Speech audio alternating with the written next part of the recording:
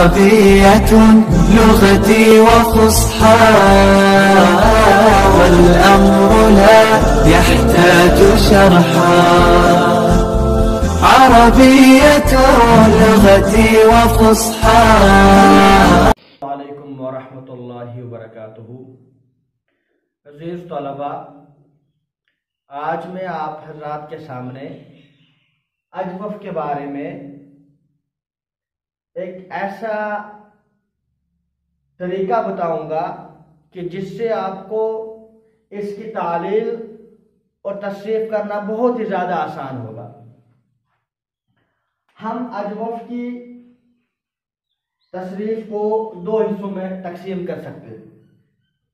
Number 1، یہ شروع کے 5 سیغے. یہ جو شروع کے 5 سیغے ہیں ان میں یاد رکھیں اجوف کا جو عین کلمہ ہوگا وہ ہمیشہ الف میں چینج ہو جائے گا، چاہے وہ واوی ہو یا یائی ہو، اور وہ چاہے کسی بھی باب سے آ جائے. جیسے قال، تو یہاں پر واو ہے، یا آ جائے تو تب بھی وہ بن جائے گا با. اچھا، اگر وہ مکسور العین ہو تب بھی، جیسے خافا. تو شروع کے جو 5 سیغے اس کے ہوتے ہیں، شروع کے جو اس کے 5 سیغے ہوتے ہیں، شروع کے 5 سیغوں میں قالا کا قاعدہ اس سے جاری ہوتا ہے. اور قالا کے قاعدے کی وجہ سے شروع کے جو 5 سیغے ہوتے ہیں وہ چاہے کسی بھی باب سے آ جائے، چاہے وہ واوی ہو یا یائی ہو، ان میں قالا کا قاعدہ ہونے کی وجہ سے ان کی شکل جو ہے وہ ایک جیسی ہو جاتی ہے. نمبر 1. نمبر 2، دوسری ٹرک اس کو یاد رکھیں.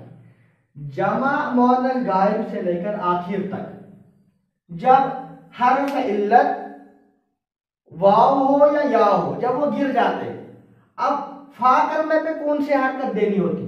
اب آپ یاد رکھیے اس ٹرک کو.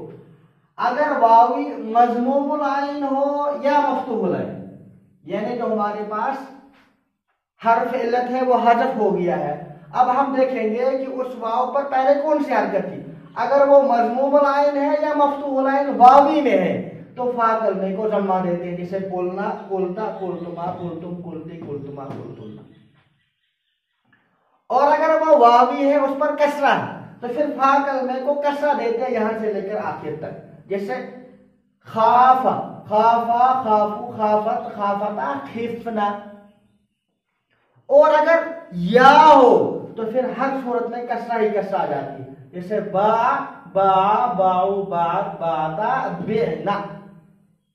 تو خلاصے کے طور پر 2 باتیں یاد رکھیں. شروع کے 5 سیغوں میں جو واو یا یا ہے وہ الف میں بدلے گا ہی بدلے گا کسی بھی صورت میں.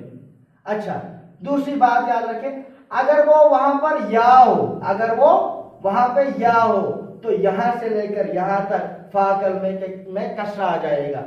اگر واو ہے تو 2 صورتیں ہیں، اگر کسرہ ہے یعنی وہ مکسور العین ہے تب بھی کسرہ آ جائے گا، لیکن اگر وہ مضموم العین ہے یا مفتوح العین ہے تو اس صورت میں وہاں پہ ضمہ آ جائے گا. تو مجھے امید ہے کہ آپ کو یہ ٹرک پسند آئی ہوگی. والسلام علیکم ورحمۃ اللہ. عربية لغتي وفصحى والأمر لا يحتاج شرحا عربية لغتي وفصحى.